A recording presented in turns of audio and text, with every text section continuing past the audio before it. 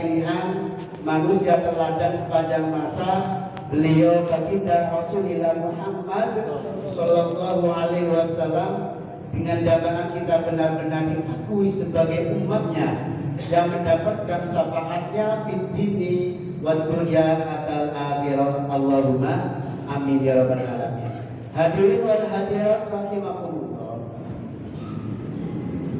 Solih dan kesolihan dalam ibadah spiritual atau kebaikan dalam ibadah, kebaikan yang kita jalankan berupa ibadah kepada Allah Subhanahu wa taala itu sangat penting diimbangi yang namanya kesolihan dalam ibadah sosial atau mementingkan juga kepentingan umat. Maka Islam hadir di tengah-tengah umat tidak hanya mementingkan untuk urusan akhirat saja, akan tetapi mementingkan untuk kepentingan umum, kepentingan umat.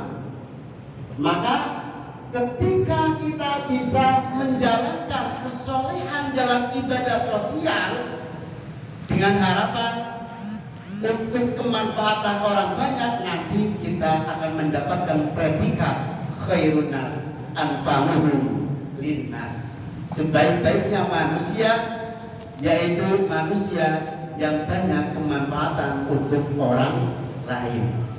Hadirin rahimakumullah, untuk membentuk karakter kesolihan dalam ibadah sosial, Islam memberikan tuntunan, yaitu diantaranya dengan menjalankan atau menunaikan yaitu zakat.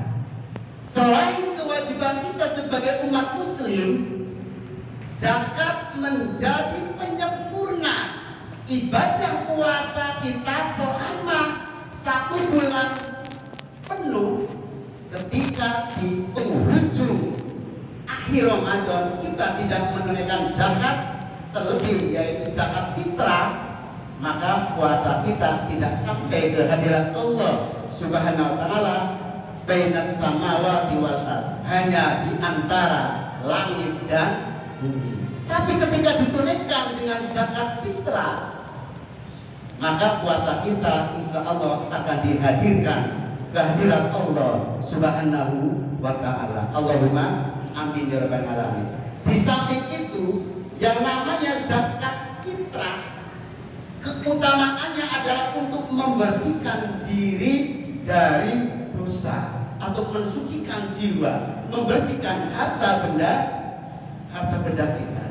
Kemudian yang namanya zakat fitrah ini diberikan paling utama, diberikan kepada fakir dan miskin.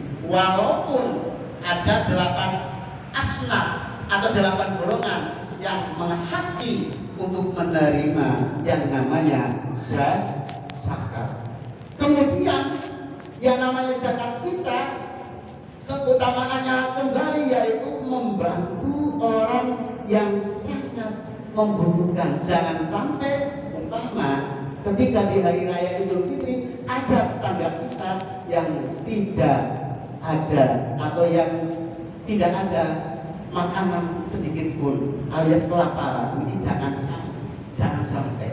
Inilah keutamaan zakat fitrah untuk membentuk karakter kesolihan dalam ibadah sosial. Kemudian yang selanjutnya adalah ada yang berupa yang namanya infak. Dari asal kata nafako, menginfakkan atau menyisihkan harta benda kita untuk kepentingan agama atau kepentingan sosial.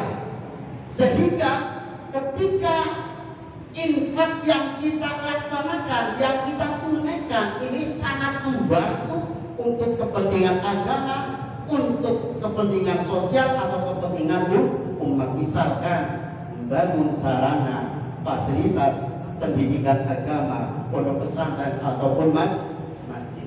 Kemudian di dalam infak ada yang namanya sodako, ada yang namanya sodako. Sodako ini memberikan sesuatu tanpa mengharapkan imbalan sedikit pun dari orang lain, hanya semata-mata mengharapkan itu kepada Allah Subhanahu wa Ta'ala. Kemudian yang namanya sodako ini bisa menjauhkan dari mara bahaya, daful bala, menjauhkan dari mara bahaya, atau bisa mendatangkan rezeki yang lain, tajribur rizqo, mendatangkan rezeki yang lain. Mudah-mudahan apa yang saya sampaikan ada bermanfaatnya. Mudah-mudahan di penghujung bulan Ramadan dalam fase ketiga ini, di 10 hari yang ketiga, mari kita manfaatkan, mari kita perbanyak ibadah kita, terlebih nanti di penghujung Ramadan kita menunaikan zakat fitrah, atau yang kelebihan harta, menyisihkan harta untuk berinfak ataupun sedekah.